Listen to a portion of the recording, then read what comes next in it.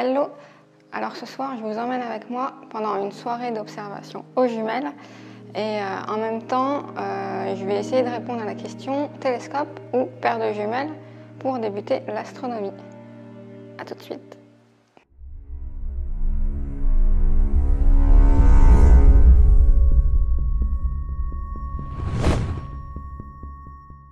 Alors j'ai pris que mon micro parce qu'avec la caméra, vu qu'il fait nuit, on verra rien forcément. Donc je vous mettrai des images de ce que j'observe, ou j'essaierai peut-être de vous faire des dessins de ce que je vois pour que ce soit plus exact avec ce que j'observe. Mais mes talents de dessinatrice étant ce qu'ils sont, je suis pas sûre que ce soit terrible. Enfin bref, je verrai. Donc alors, jumelles ou télescope, je risque de ne pas être très objective là tout de suite, parce que j'observe beaucoup aux jumelles en ce moment, parce que j'attends impatiemment mon nouveau télescope, qui est long à arriver à cause des délais de livraison qui sont vachement longs en ce moment à cause de la situation actuelle. Souvent quand on commence, on se jette tout de suite sur un télescope en se disant qu'on verra beaucoup plus de choses, et c'est pas faux en soi, mais il faut savoir qu'avec des jumelles, on peut voir déjà beaucoup de choses très intéressantes. Et les jumelles ont l'avantage d'être très faciles à utiliser, bien plus qu'un télescope. Déjà pour pointer les astres avec un télescope, ma 4e étoile filante de la soirée. Il y en a d'ailleurs au passage des étoiles filantes, contrairement à ce qu'on pense, il y en a un petit peu toute l'année. Après ça va dépendre des pics. Il y a des pics où il y en a beaucoup plus que d'autres moments, mais des pluies d'étoiles filantes, il y en a beaucoup par an, et pas juste les Perséides, qui sont les plus réputés au mois d'août. Bref, parenthèse fermée. Qu'est-ce que je disais ? Oui, viser avec un télescope, c'est pas évident au départ. Surtout si vous savez pas vous repérer dans le ciel, ça va être compliqué. À moins que vous preniez un système GoTo, donc qui va viser les étoiles pour vous, même s'il faut quand même le régler avant, comme je rappelle à chaque fois. Mais apprendre à se repérer dans le ciel quand on est astronome amateur, c'est vraiment la base, c'est quelque chose à savoir faire. Et si vous n'y connaissez rien et que vous achetez tout de suite un télescope, ça va être complexe. Donc déjà, la première chose à faire, c'est d'apprendre à se repérer à l'œil nu. Donc simplement en levant les yeux et en regardant les étoiles, essayer de repérer les constellations, etc. Et l'étape intermédiaire avec le télescope, c'est donc les jumelles. Pourquoi c'est plus simple ? Parce que d'une, c'est beaucoup plus intuitif à utiliser. Les jumelles, vous savez tout de suite les utiliser, vous n'avez pas besoin d'apprendre à les utiliser. De deux, quand vous visez, l'image est droite, donc ça aide vachement quand vous vous repérez avec un télescope, vu que l'image est inversée, c'est perturbant au début. Et de trois, les jumelles ont un pouvoir grossissant beaucoup plus faible. Donc ça veut dire que vous zoomez moins dans l'image et que c'est plus simple de trouver les astres. Il y a une autre chose aussi auquel on ne pense pas, deux choses. La première, c'est que des fois, bouger un télescope, c'est un petit peu pénible. Quand on est fatigué le soir, il y a des voitures qui n'arrêtent pas de passer avec leurs phares. Quand on est fatigué le soir, on n'a pas forcément le courage de bouger le télescope, de le monter, de l'équilibrer, tout ça. Les jumelles, vous les prenez, vous sortez, tout de suite vous pouvez observer. Donc c'est génial pour ça. Et la deuxième chose, je sais plus ce que c'était. Je sais plus. Bon, je sais plus, peut-être que ça me reviendra.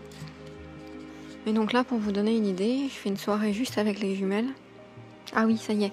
Et la deuxième chose, c'est que des jumelles, ça peut être un bon complément avec un télescope, justement pour vous aider déjà à repérer la zone du ciel dans laquelle vous voulez chercher votre objet.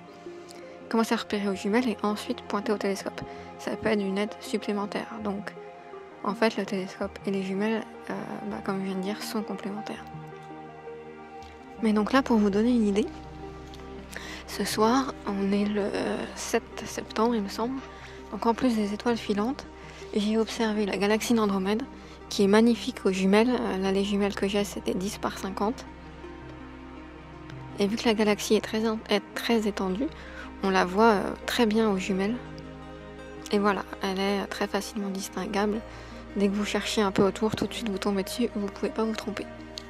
En dehors de ça, j'ai observé les deux galaxies de la Grande Ourse, M81 et M82, qui elles sont quand même plus plus compliqué à distinguer. Surtout que le ciel ce soir est vraiment pas terrible. Donc voilà, là par exemple, ça commence à être bien brumeux. Le ciel est voilé et donc si j'avais sorti mon télescope, que j'avais tout préparé, que la brume, que le voile arrivait, voilà, le temps de tout monter, j'aurais peut-être même pas pu observer, j'aurais été un peu dégoûtée. Alors que là, juste je suis sortie avec mes jumelles et j'ai pu profiter de des minutes où le ciel était pas trop mauvais. Donc ensuite, ce que vous pouvez observer aux jumelles, ce que j'ai observé ce soir en tout cas, c'est la galaxie du Tourbillon, donc sous le manche de la Grande Ourse. Ensuite, je suis passée un petit coup sur Jupiter et Saturne.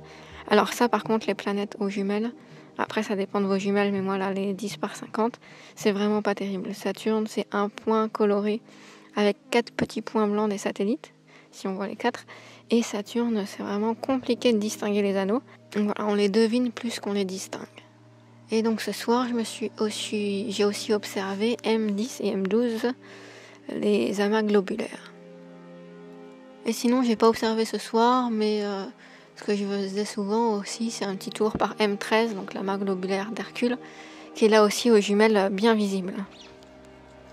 Donc voilà, tout ça pour dire que, contrairement à ce qu'on pense, on peut vraiment s'amuser avec des jumelles pour l'astronomie. Bon, bah voilà, je vais vous laisser là. Là, moi, le ciel est encore, comme je vous le disais, il est voilé, donc je pense que ça va être compliqué. Je vais peut-être voir là-bas. Ah si, il y a aussi le double amas de Persée, qui est très facilement repérable aussi. Et dans tous les cas, peu importe que vous ayez un instrument ou pas, que vous connaissiez le ciel déjà ou pas, simplement sortir et regarder les étoiles, être sous un ciel étoilé, c'est une expérience magique. Moi, ça me fait toujours le même effet quand je sors de la maison et que je vois en face toutes ces étoiles.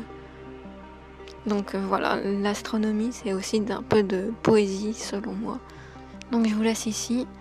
Belle soirée ou belle journée plutôt, sûrement. Il y a des vaches pas loin qui vous disent coucou aussi. Et émerveillez-vous et gardez la tête dans les étoiles. À bientôt. Et voilà, donc comme vous avez vu, j'ai testé un peu un nouveau format. Dites-moi ce que vous en pensez. Sachant que là, pour l'instant, j'ai pas de matériel pour filmer quand il fait sombre. Enfin là, c'est vraiment nuit, donc ça aurait été compliqué. Mais je vais essayer de trouver un moyen pour pouvoir filmer quand j'observe ou quand je fais de l'astrophoto. Donc voilà, dites-moi ce que vous pensez de ce format un petit peu moins tuto court et un peu plus partage d'expérience et de mes soirées d'observation d'astrophoto. On se retrouve bientôt, portez-vous bien. Ah, et j'oubliais, en complément, j'ai aussi préparé un petit e-book pour l'observation aux jumelles dans lequel j'ai mis le top 10 des plus beaux objets célestes que vous pouvez voir avec une paire de jumelles. Donc vous pouvez télécharger ça gratuitement en cliquant là ou dans la barre de description. A plus.